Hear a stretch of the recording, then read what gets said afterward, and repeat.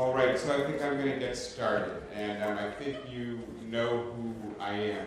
I'm the person who has been, I think, inappropriately thanked at the beginning of every talk, and so I want to start by sharing the credit a little bit. And were you saying something? No. Okay. So, and the immediate, collaborators or gang of thieves here, Kim Ferguson, Merrick Fuchs, Mara Gross, who were with me every step of the way from the first conversation we had, which was a conference call in which I was on a street corner in the village with all kinds of noise in the background, and I think they immediately recognized what a pain in the ass it was going to be to work with me.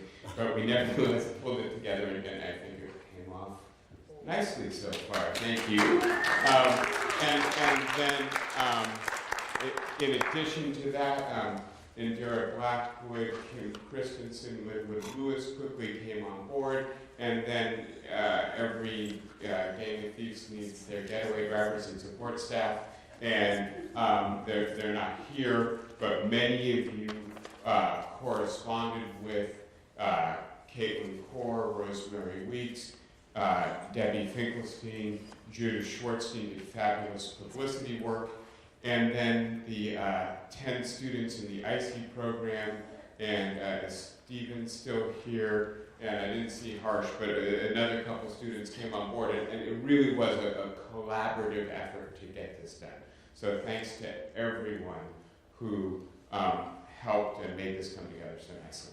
I am going to talk in a synthetic way, I hope, about some of the main ideas that I think are emerging from our discussion. I'm not going to try to synthesize. I'm going to suggest kind of an overall framework that brings together some concerns.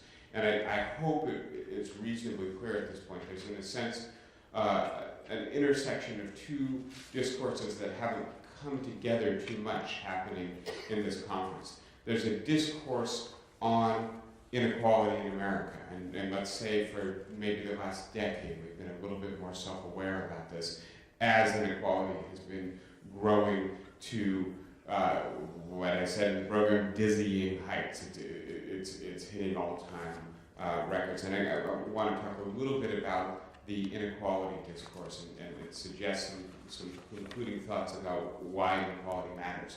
And then there's, of course, another discourse out there, which is about the liberal arts and whether or not this rather expensive, rather rarefied form of education still makes sense in contemporary American society.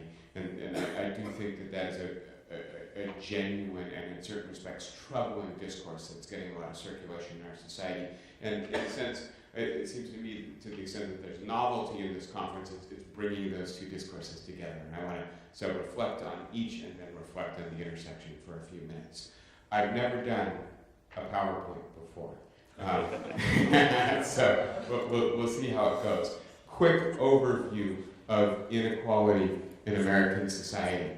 This is sometimes called, right, the smile curve, although there's not a lot to smile about it. And as you can see, there's a period in the middle of the century where one way of thinking about inequality is what's the share of the top income group, right? And this is the top 10%. We can think about the top 1%. You can see there's a period sometimes referred to as the Great Compression, in which, well, they still have an awful lot of it, right? But the top 10% has more like a third of the income, and that's thanks to tax policy and the strength of unions and a sense, I think, of national solidarity moving out of World War II, and then a variety of what may have been anomalous economic conditions in World War II and its aftermath. And I'm not going to get into the details of that. What we're talking about now, right, is this line, right? And what you see is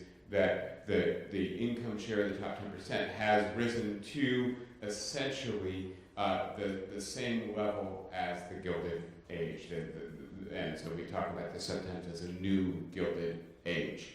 I'm going to be more interested in breaking this down by quintiles, and that's one way to break it down, and I'll try to break it down in some other ways. But to not just look at the 1% or the 10% and the rest, This graph, and I'll use another one in a few minutes, I think is in a sense even a better illustration of what's been happening in the American economy with regards to income over the last, say, 40 years. And as you can see, one way to think about that Great Compression is that all of the major segments that you want to perhaps divide American society into were in fact not too far from each other. And I think what's really interesting, yes, the top 20%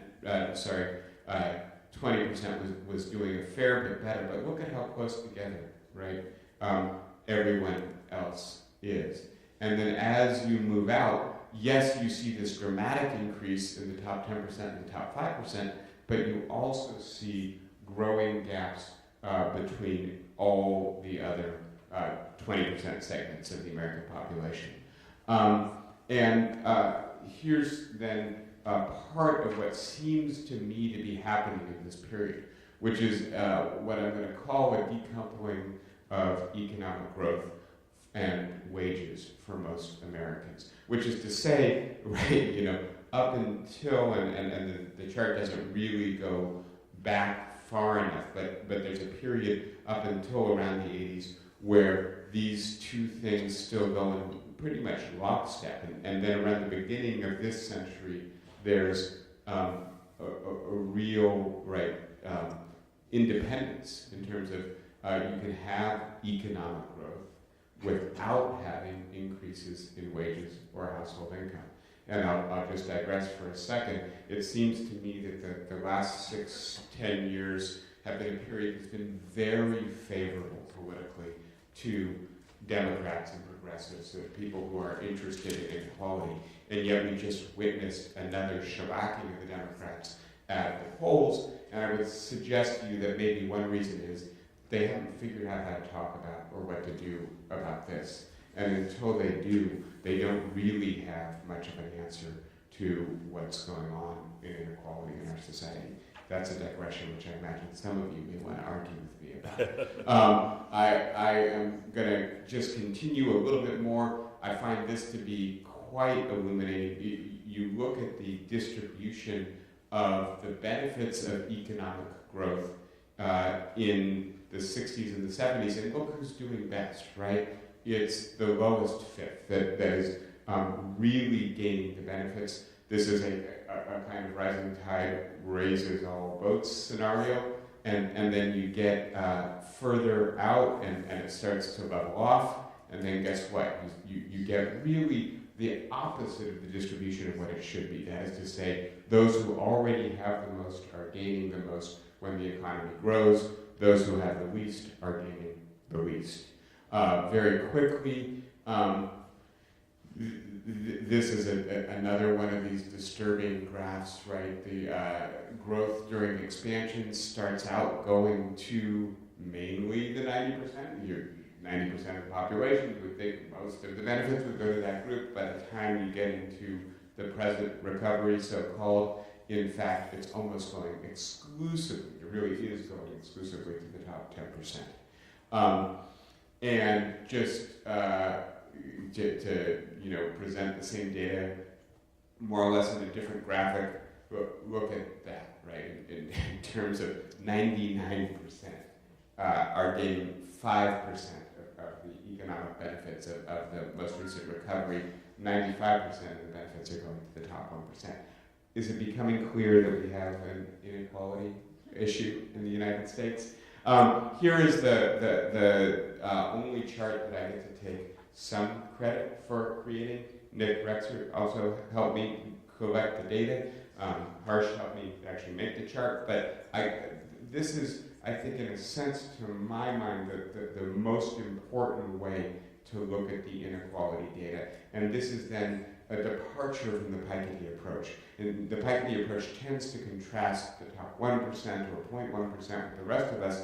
I think looking actually at the overall, and I'm calling this an inequality gradient, or a gradient of income inequality, right? And again, when you look at 67, that means, right, that if you compare yourself with the next group up, at most they might be twice as rich as you are.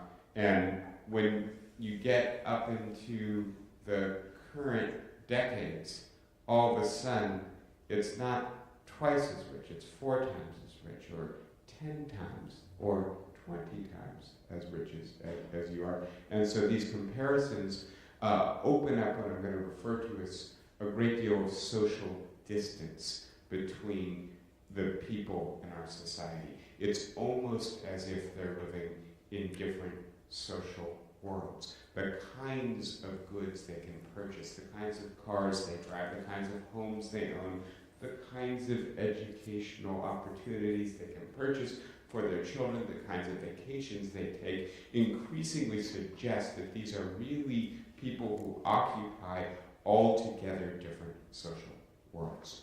And so I may come back to that. I'm done with inequality of income for a moment. I'm going to talk about wealth. I just want to suggest it's not just income, it's also wealth, and in a sense, wealth probably matters more in the long term than income. One of the things you can see here is that although there's always been quite a strong concentration of wealth in this country, right, with the top 10% controlling 60, 70% of the wealth, it used to be, and this represents, I think, America's self-image, that we were a society that was relatively equal, at least relative, say, to Europe, where many immigrants came to this country from, and that was borne out, right, in the period all the way up to 1970. But beginning in 1970, we actually become a more unequal society than the European societies on average in terms of wealth distribution. Again, another way of looking at this, look at how much of the American wealth is controlled by the top 1% of our society. And obviously the income and wealth stuff are related to each other. A lot of the income that's going to the top 1% is in fact earned on the basis of this wealth, right? And I think I've got one more fun way to represent this. Some of you may be familiar with this from Occupy Wall Street, right? 1%, if this was translated into territorial ownership, that's what the 1% own. And that, is that Austin maybe? That's what the 40% own, right?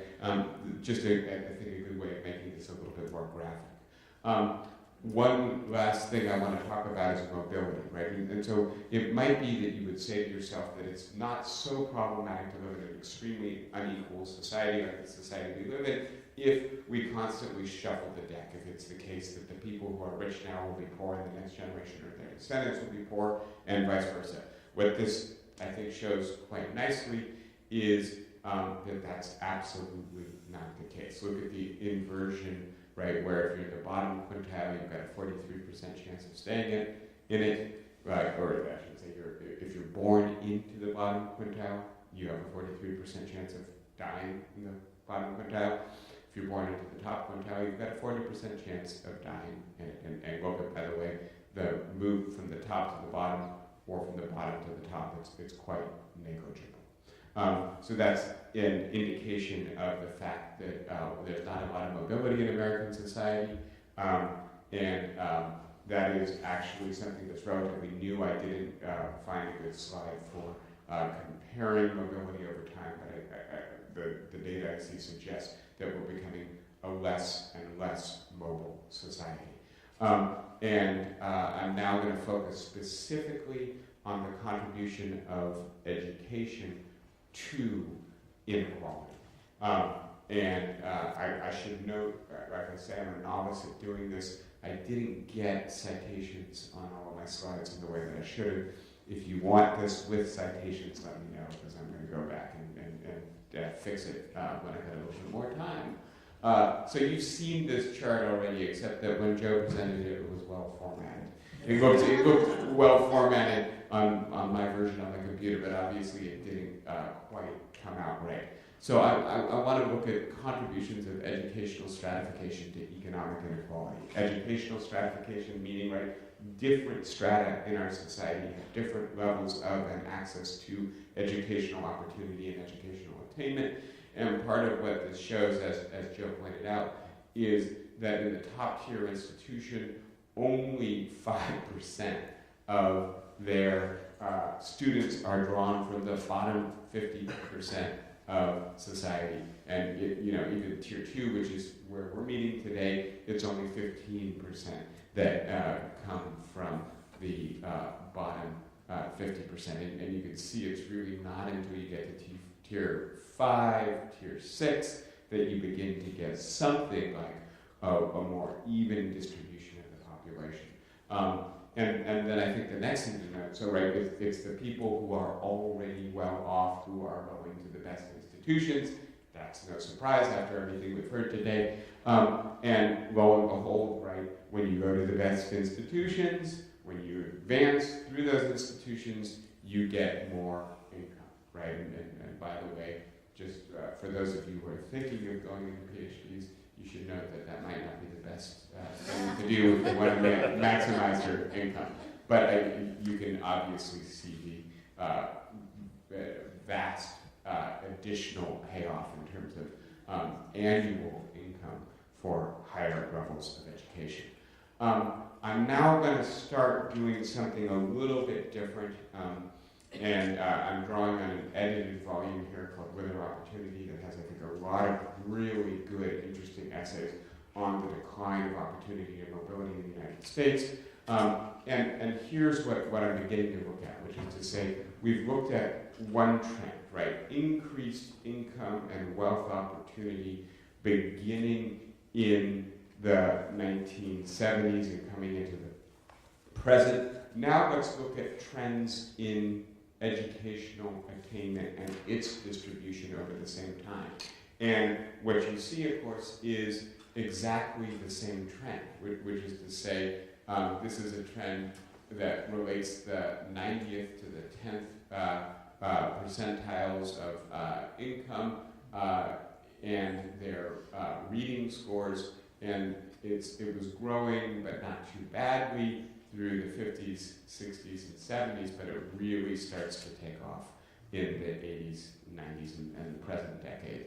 And you see something similar occurring right around the time we begin to become more unequal. We begin to get a significant gap in years of education completed, going from a little bit less than 2 to right about 3, so a 50% increase. You get the picture. As our society becomes more unequal, in fact, what could be the mechanism to address that inequality, educational opportunity, itself is also becoming more unequal.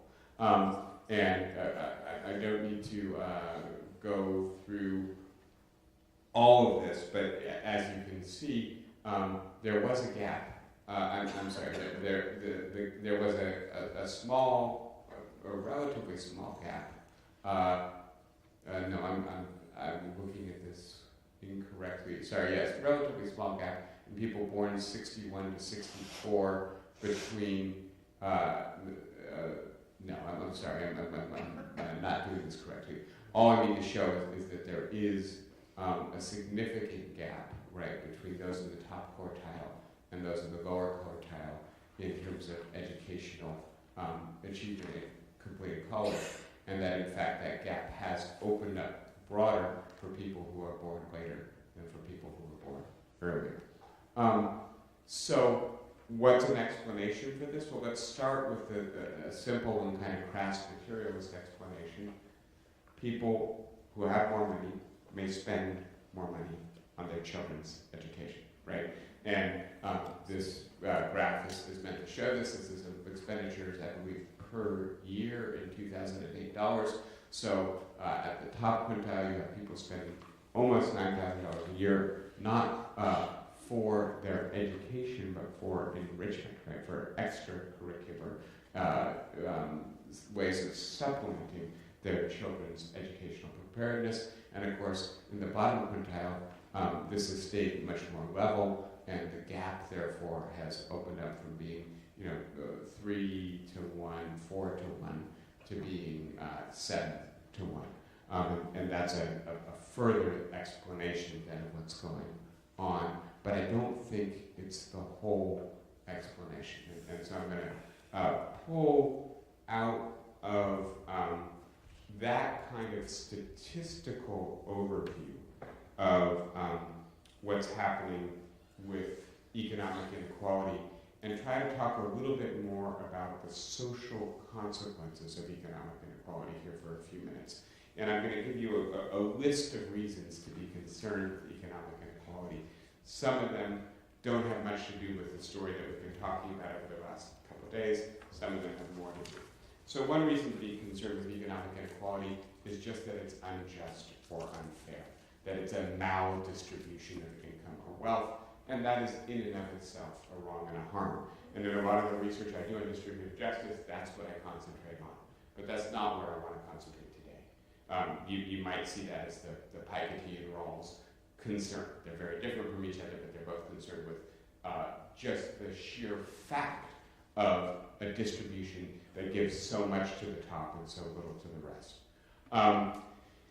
You might be concerned with the economic implications of this distribution in the way that, for instance, Joseph Stiglitz is in arguing that this kind of distribution is going to undermine economic growth in the long term. And I think that's a genuine concern, that when you hollow out the middle class, you remove the people who are going to purchase the goods your economy produces, and that's a recipe for bubbles and bursts on a cyclical basis, as we've seen of late.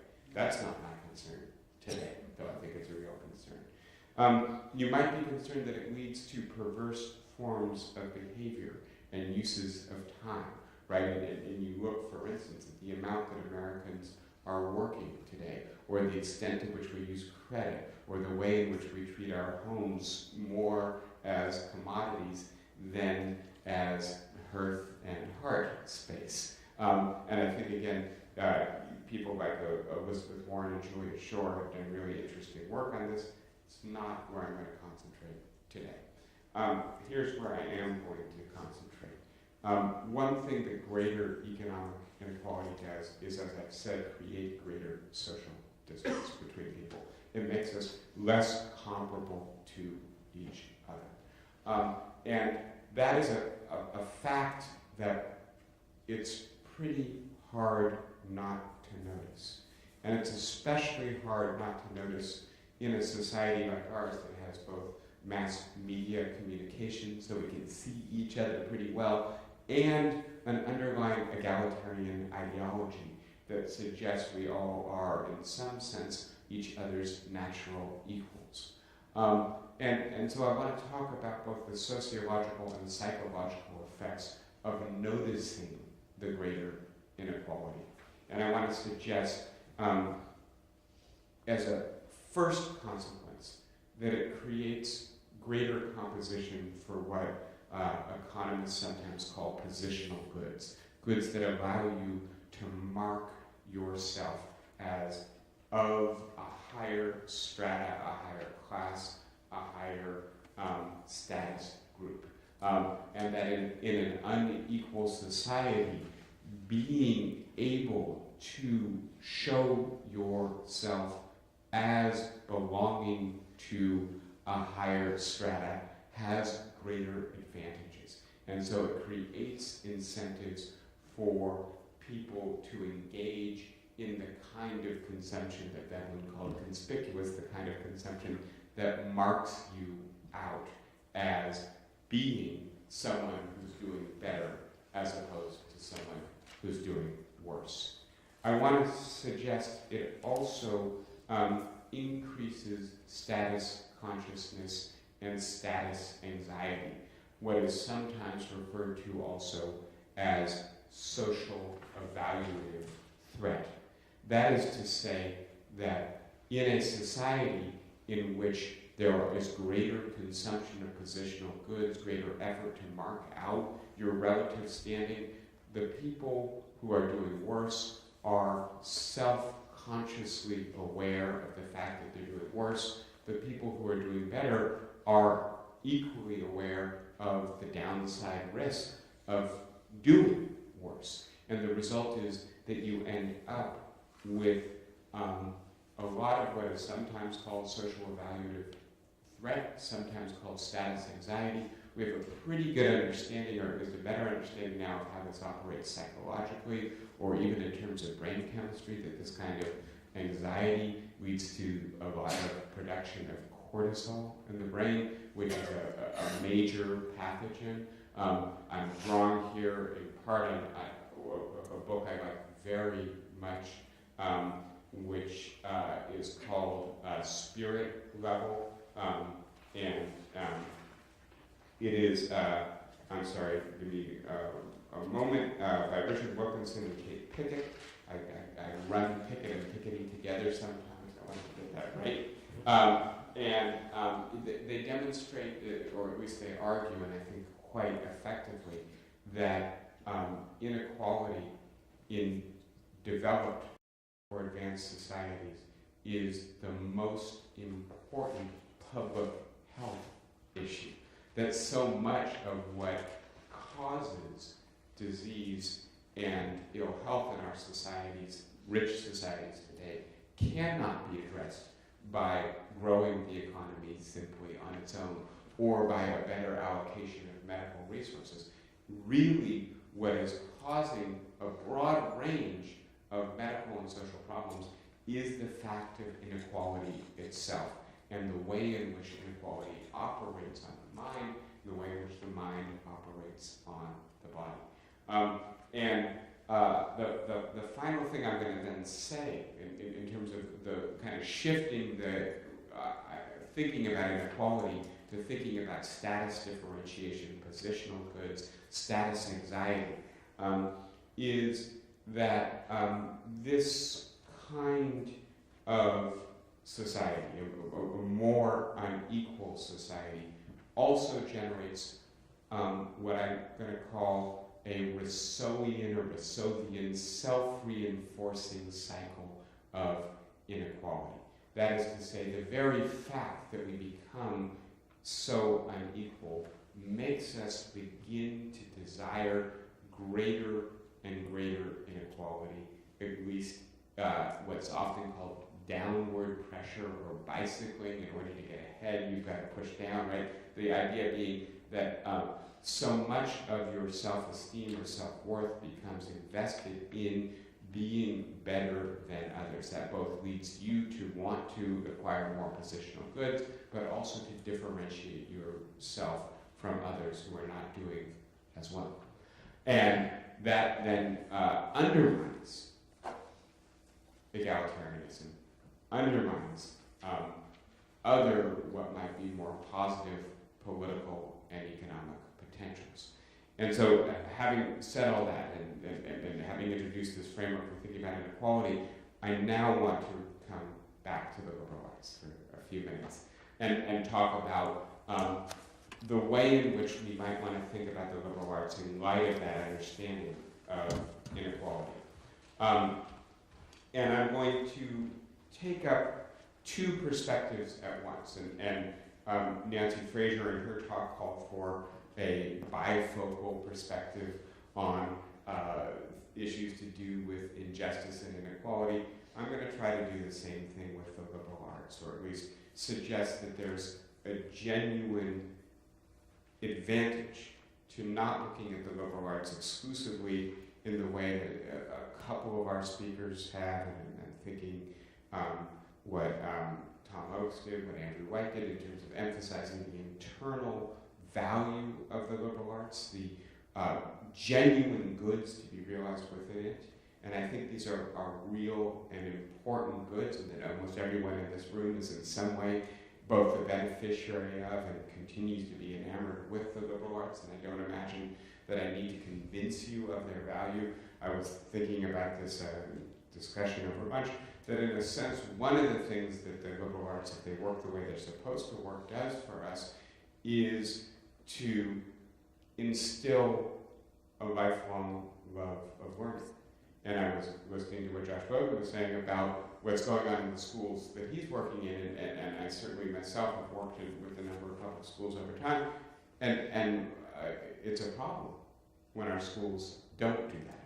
And so one of the genuine values among many of the genuine values of the liberal arts is that hopefully it's not about the content of what you're learning, but also about the very act of learning and the way in which that opens up new worlds of meaning, new possibilities for the creation of meaning.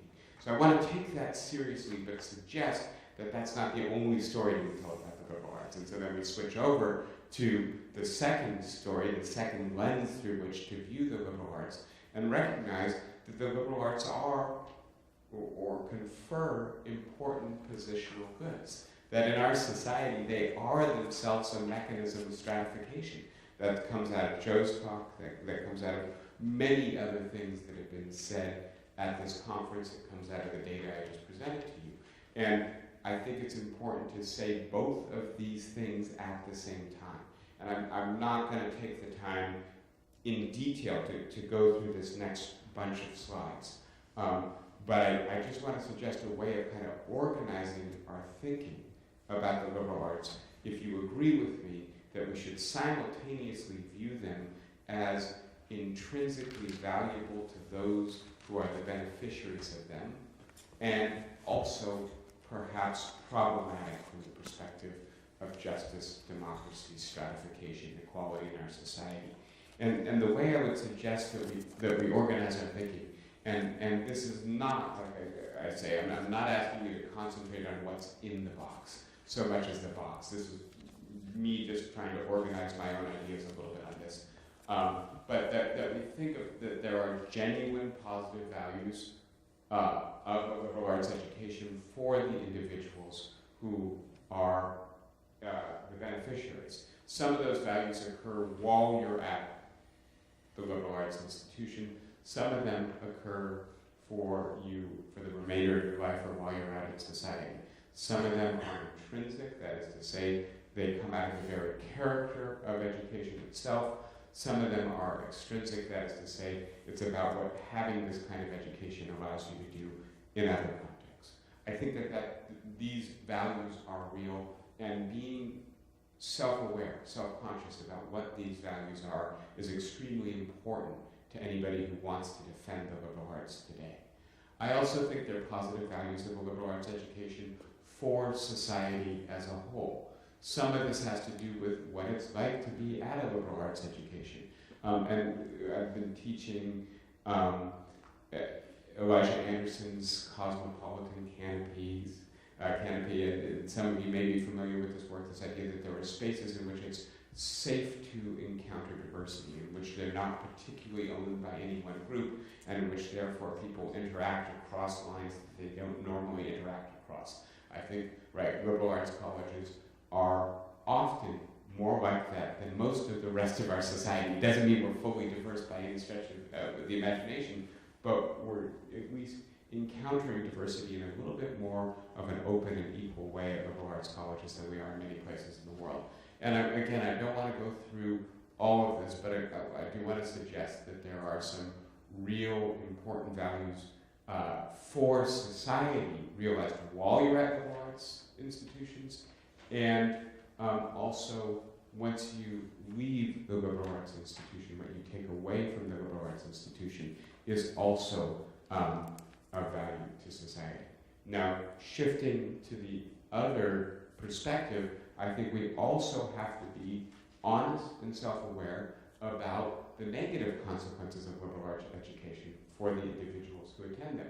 And I hope that's not anathema to us in this room, right? That to say, most things in the world are both good and bad.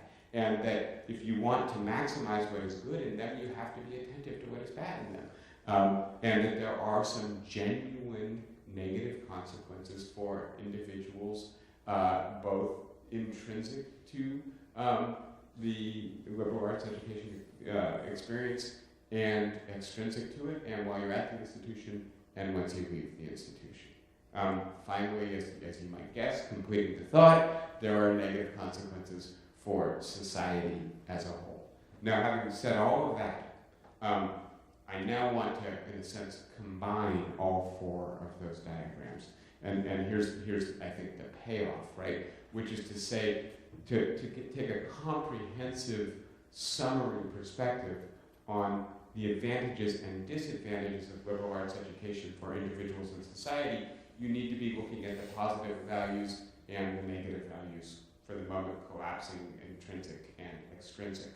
And so I'm suggesting here again just the boxes, not the content. The content again is incomplete, not well developed. Here's my takeaway idea, and that is that in a more equal society, everything else equal, it's more likely, that the positive values are going to outweigh the negative values. And that as our societies become more unequal, these negative values are going to become more salient and prominent, and the positive values may become more difficult to realize. And I'll illustrate this very quickly just maybe with one or two ideas. One of the things, right, that we've talked a lot about, and empathy has kind of emerged as a catchword over the last couple of days. I'm thinking maybe imagination, understanding, and critical reflection have a kind of, if you break down some of the components of what's involved in empathy, what's involved in being able to understand the situation of another who is somewhat different from you, those capacities may be quite critical to that. And for those of you who know Martha Nussbaum's work on the value of the liberal arts, I'm drawing a part in her account. And so it does seem to me that a liberal arts education is in fact good, or at least many students who are the beneficiaries of liberal arts education come out of that education with these capacities better developed than when they went in. And that's about the way we teach and the subject matters that we teach. It's about spending 4 years in a residential institution relieved of the pressures of society, not going immediately into a workforce or to a more competitive environment. I think that you could give a nuanced account of why that is. But the other thing that I think happens in a more unequal society is that the group who gains access to this becomes a more and more select and less representative group. And the result is that, therefore, precisely developing these capacities, in certain respects, opens up the social distance between the people who are the beneficiaries of this and the people who are not. And that is, if you will, a democratic deficit that results from liberal arts education. And I also want to suggest that the more unequal society becomes, the more likely it is that we're going to treat access to relatively elite education as a positional good or a status marker. And I think that that's pretty clear and easily motivated idea. And I think some of the data I was showing you, for instance, about expenditures on what Annette LaRue calls concerted cultivation, the effort to prepare your child to be as competitive as possible in the college application process, underline the fact that the way in which education is being treated in our society is increasingly as a positional good for which we are competing and putting as much of our resources into as possible to outcompete each other. And so in this respect, the overall suggestion then is that as our societies become more unequal, the difficulty of realizing the goods of liberal education, the difficulty of counterbalancing the bads of a liberal education, the fact that only a select group benefits from a liberal education, all of those become more prominent and make it more difficult for us to make the case for the value of a liberal education. Last thing I want to ask about: how might liberal arts institutions respond? And my primary suggestion is we need to have conversations like the conversations we've been having over the last couple of days. And that's not meant as a cop-out. I do think this is relatively new, what we're talking about here, and that we probably need to continue the conversation and to be more self-aware about it. But I also have put together a list that is mainly not original, mainly drawing on what people have said here. I didn't create a slide, so you're going to have to bear with me. The first thing we can do, and I think many of us have talked about this, is increase inclusion, right? So that idea that 50%, the bottom 50% have only 5% of the shares, I don't know if we need a lottery, but we certainly need to do something so that there's greater representation of the people who come from the bottom half of our society at liberal arts colleges and elite educational institutions. I would point out that I think it's a completely unrealistic goal to think you would have something like mirror representation, each group present in the proportion in which they are present in society.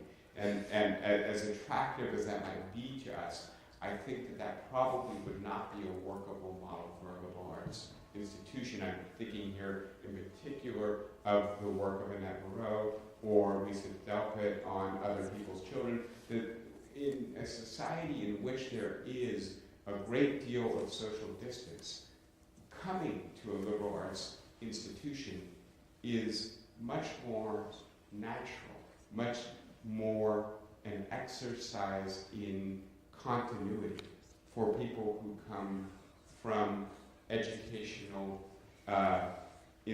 backgrounds that Prudence Carter characterized as the bullet elevator, right? The very good form of education, which is already doing the progressive stuff when you're young, as opposed to the stuff that you...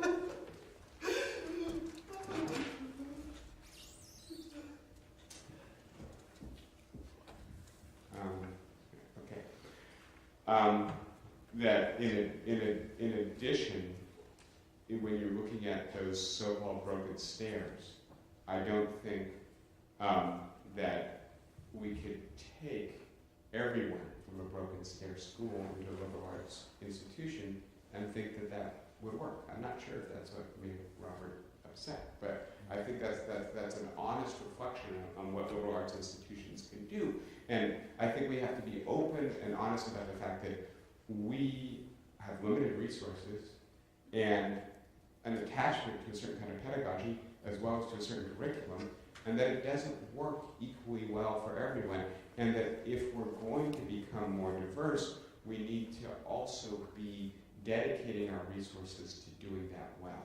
And simply opening the door is not, I think, going to accomplish that. Some of you may want to dispute me on that, but I do think, not to distract from the idea, increasing inclusion is the most important goal here.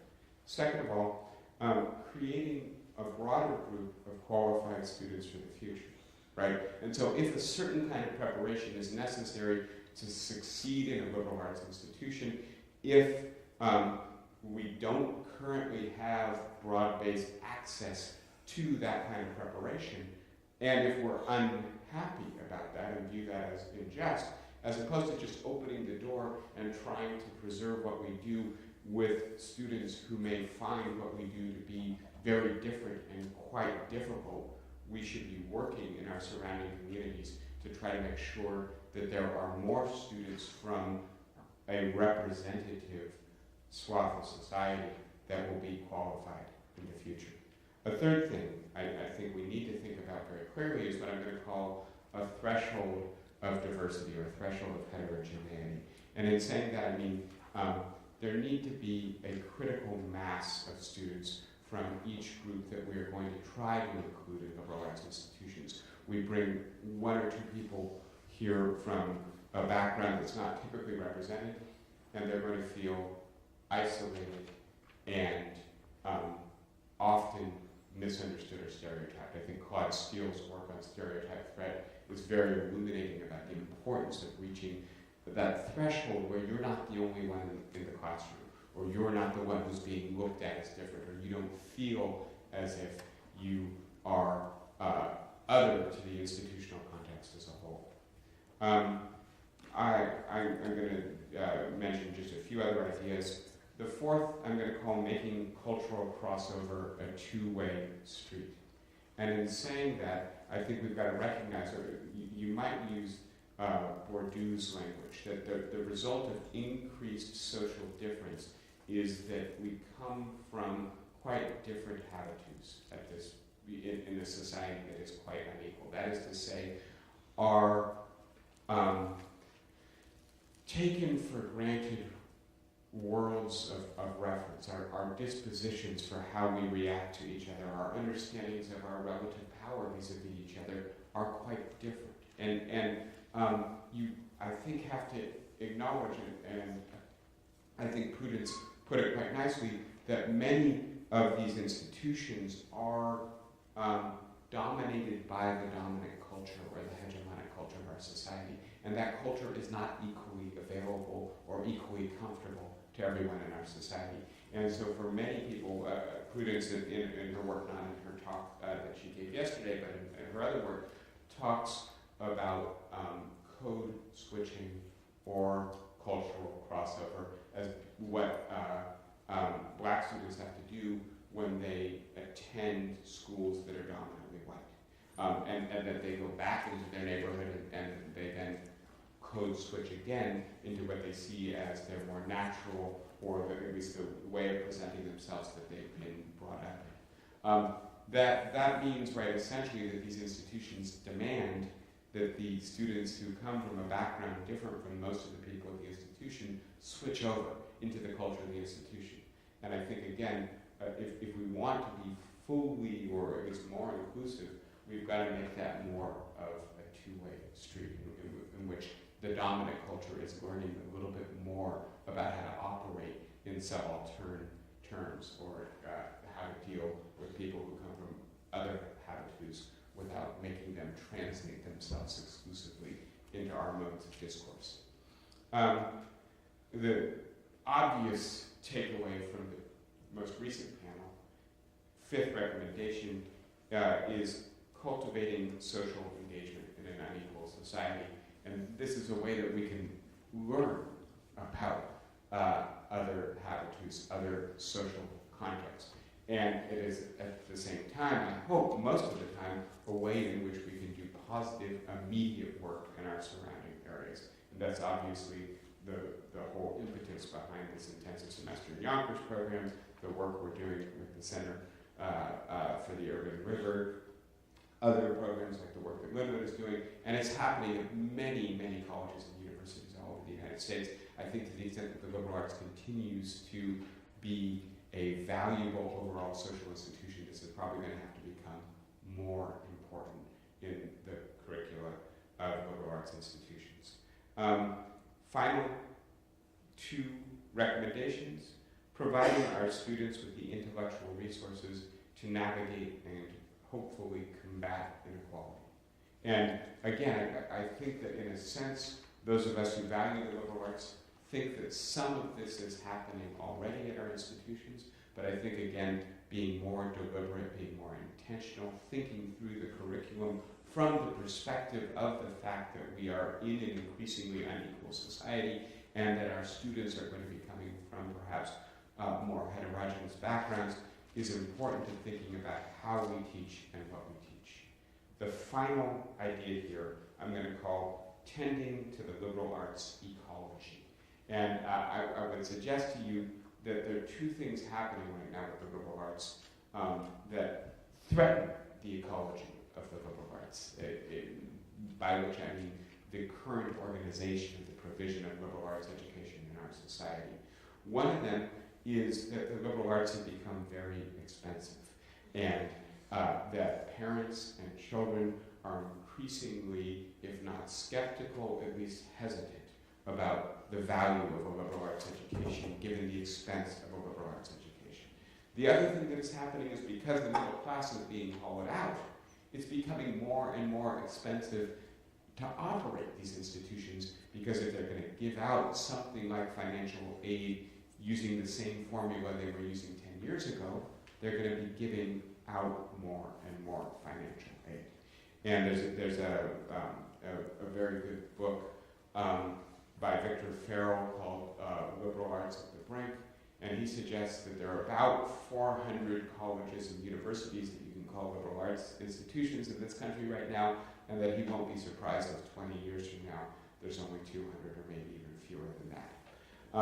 And my suggestion is that that will be problematic in a lot of ways. Among them, the fact that if liberal arts remains an important position of good, but there are fewer and fewer liberal arts colleges, it's going to become more and more competitive to get into them, and as we know, the wealthy will tend to win out in those competitions. And so my suggestion is, and here I really speak to, I guess, the richer liberal arts and institutions and universities, that they might want to think about their role in maintaining the ecology of the liberal arts as a whole, as opposed to just making their institution as spectacular a research institution as possible. All right, a lot of ideas. I hope this set things up for some concluding reflections from the rest of you. So please let me know what questions, thoughts, ideas, disagreements you have.